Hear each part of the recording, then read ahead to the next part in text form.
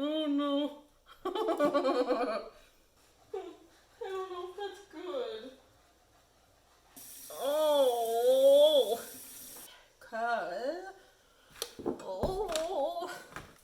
I want to make like the Hershey's cookies and cream bar, basically.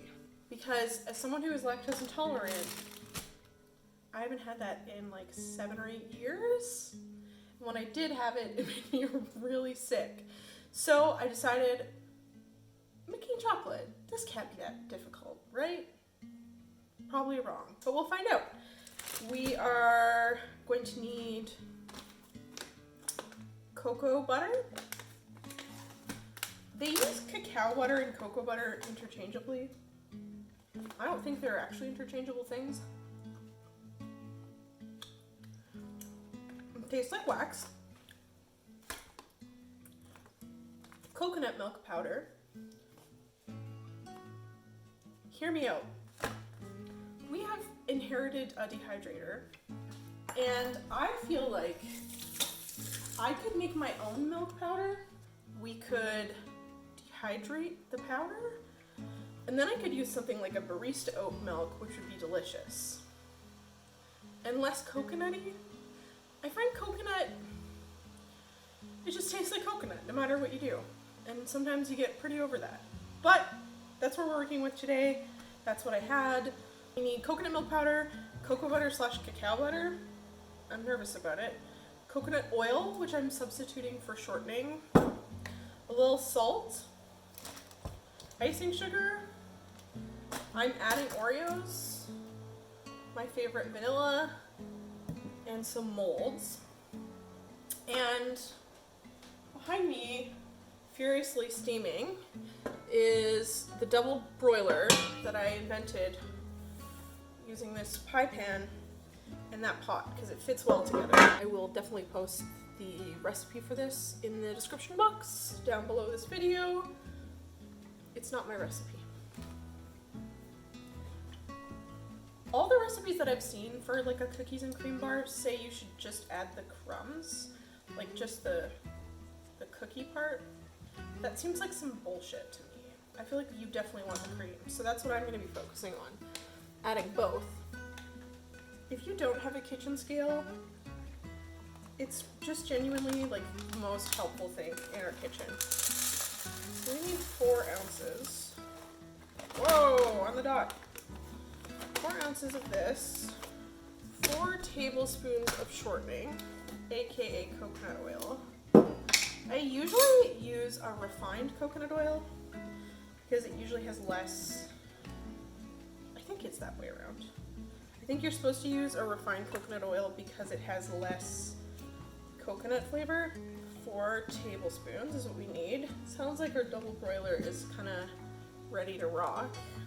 In anticipation of my period, I have been cooking up every possible comfort creamy food. I don't know why, but just in particular right now, that has felt like a very acute need.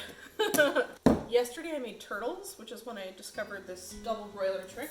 I have an Oreo cheesecake in the fridge.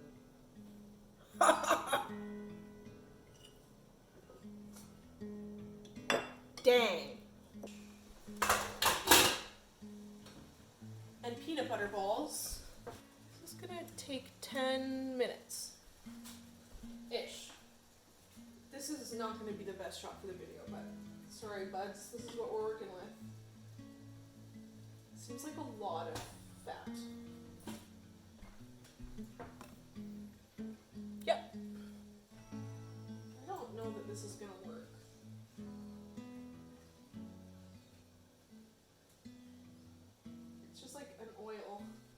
Okay, well this said it was going to take 10 minutes and it's taken 1. It will look like oil. Okay, so we need to add the vanilla. Now add the powdered sugar, powdered coconut milk, vanilla, and a tiny pinch of salt. So I need a teaspoon of vanilla. Those are really generous teaspoons. I need a pinch of salt.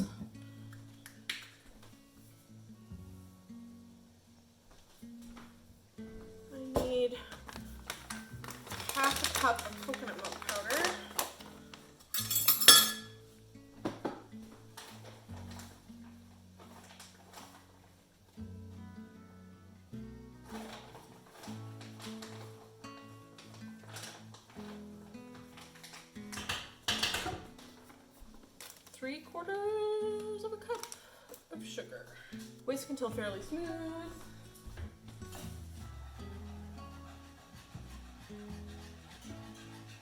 It looks like white chocolate. About 2 minutes.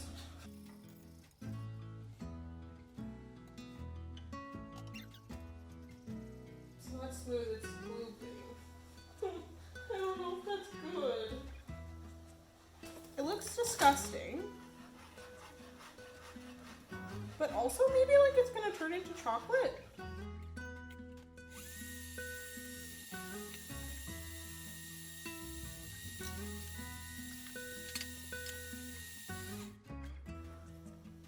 Pour it into chocolate molds. Tip: place the molds on a flat surface, like a baking sheet. And move very carefully so the liquid chocolate doesn't spill out. Okay. And we'll do that. It doesn't really look like chocolate. It just looks like oil. Oh no.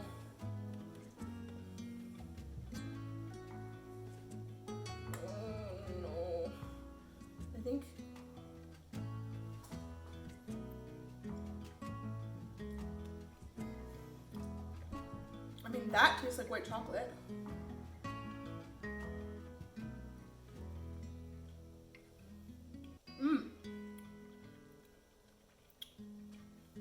Which is all clumped at the bottom.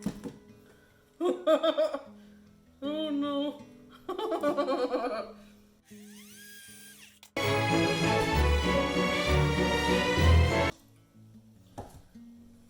Clearly, cacao butter and cocoa butter are different things. I just don't know about this, folks. Because, like, I think that that's the chocolate. And that's just oil. It's real stringy. I guess we'll see how it goes. Ah, here we go. Oh. Hi, and welcome to Reasons I Should Wear an Apron so it doesn't look like I'm leaking out of my belly button. White chocolate round 2. Round 1 was unsuccessful. My theory is that there's something about the melt point of cacao butter and it's less processed, it sounds like, which is really frustrating because if you just Google coconut butter versus cacao butter, it's like, they're the same. They're not. Those little molds are just full of coconut oil and it's disgusting. Found another recipe that calls for cocoa butter specifically. Literally everywhere says I should just use the cookie part. I'm wondering if maybe the cream melts, which I'm sure is only contributing to our nightmare oil situation. Our double boiler is ready to rock. In 10 years I'll have scrolled to the recipe part of this. We have a chocolate mold. It has a lot of different flavors in there. I think it'll be really cute. We have straight up cookie crumbs. So this time I'm gonna anticipate this and do a little bit more prep work. 1.4 ounces. Oh no, this also calls for cacao butter. What the hell? I'm gonna just double it. Because when you're making the recipe wrong and your last version turned out broken, why not make a lot more of it? There we go. We've got our 4 ounces of cocoa butter. We need 1/3 of a cup of powdered sugar, and since we're doubling it, so we need 2/3. And this recipe does not call for blending, so I like that. I'm gonna use, I buy these little things of vanilla bean paste, which I love, and then I just add vanilla to it, and it makes like a vanilla bean extract, kind of. Make sure I'm actually doing this correctly. Stir in the powdered sugar. I was not doing it correctly. This is why we check. Whoa. It's calls for like no powdered milk. Half a teaspoon?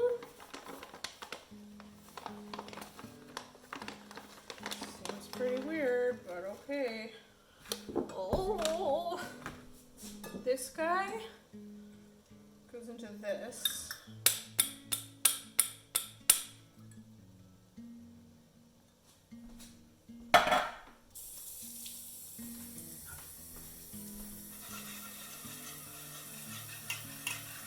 Okay, this seems more better.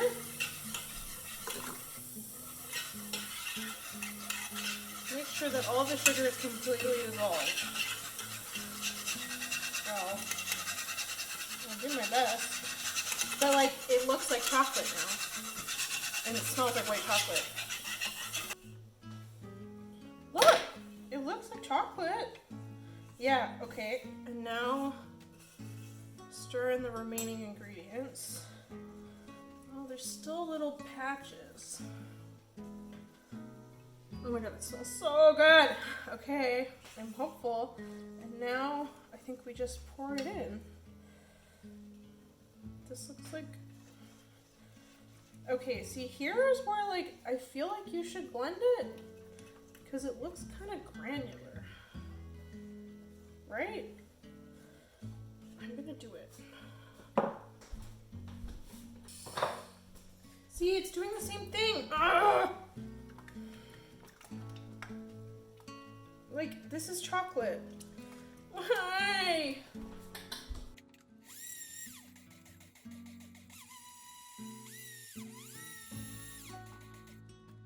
Like, I don't know if I'm just not being fast enough.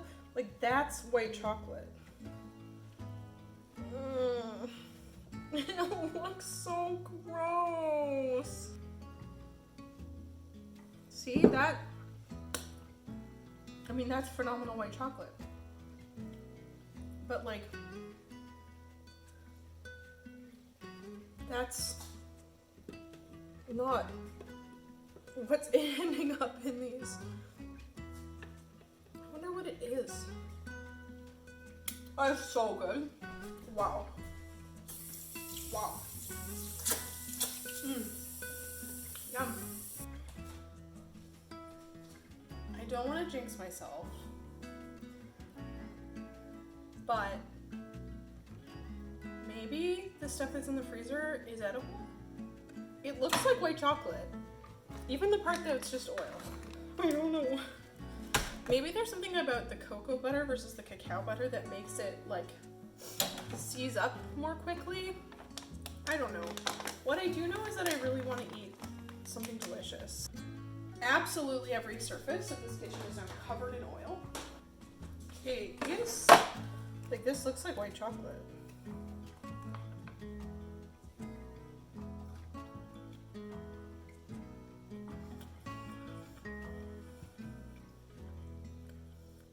It's white chocolate.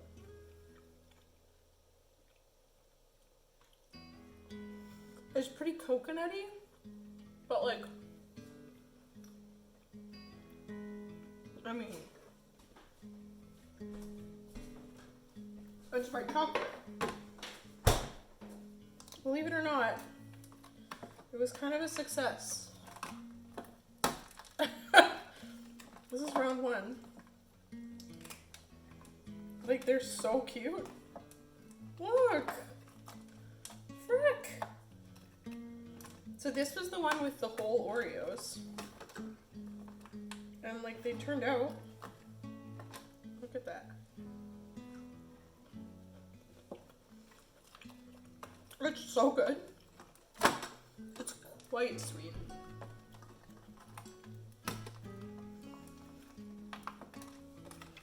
But like,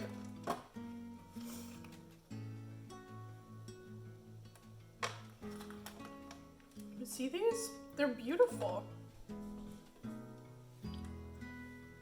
Matthew says, coconut? Question mark. Yum. I wouldn't eat a handful because they're so sweet. But, comma, yummy. Yesterday I made Oreo cheesecake with Oreo cookie crust.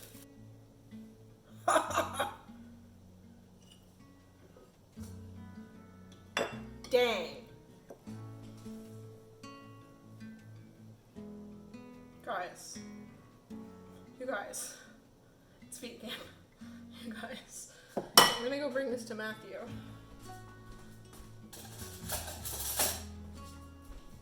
You know, if you're gonna occupy space online, and you're gonna talk about food, and you're gonna talk about sort of like a specialized diet like veganism, I do think it's really important to clarify your values. And so, I'm vegan for a number of reasons that have to do with me and no one else. And I would never condemn anyone for not being vegan because that serves literally no one. I encourage people to find food they love that makes them feel okay, or maybe good. I am violently lactose intolerant and have been my whole life. I also have a ton of other food intolerances, and so veganism really helps to address a lot of that. And for me, going vegan felt like kind of setting myself free.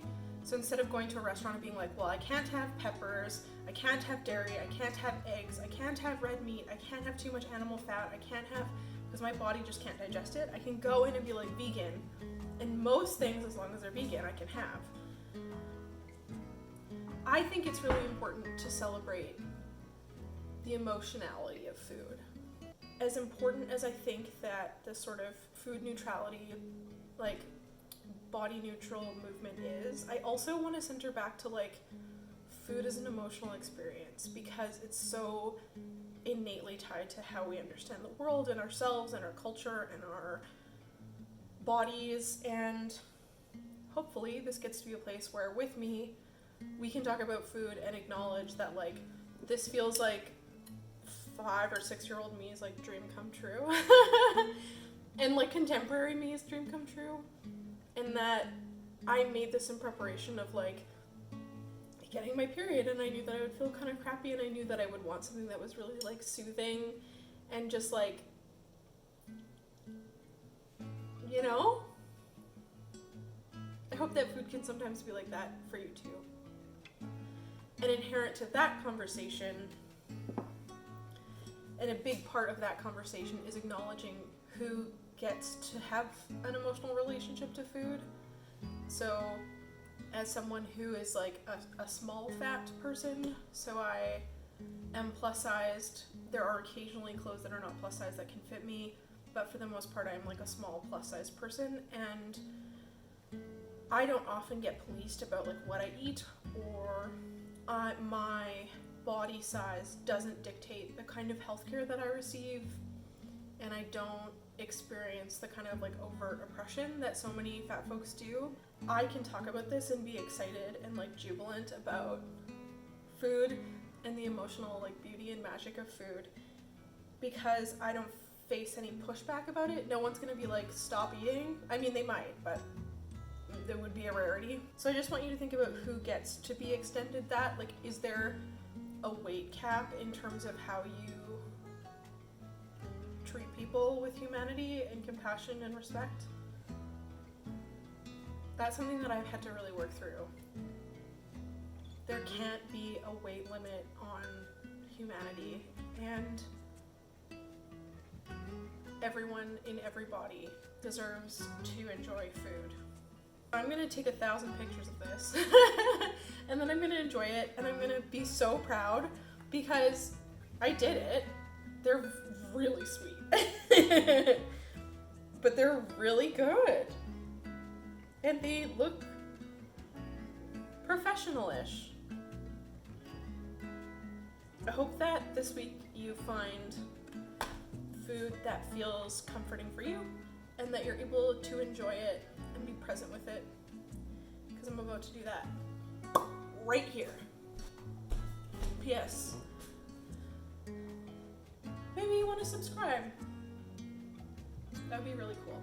I have a faraway dream of having 100 subscribers. I have a somewhat attainable goal of posting videos every week on every Friday. That is sometimes difficult for me because I have a lot of health issues. Check me out on Instagram. Today I left the house for the first time in probably 2 weeks because I've just been so unwell, and I have such bad vertigo right now, and I was like, I am going on a walk. And on my walk I saw 3 bald eagles at the same time, had numerous close encounters with the fox, saw ducks and pelicans, and all that lives on Instagram. So maybe go there and like and comment and subscribe and hang out with me again on Friday. Thank you.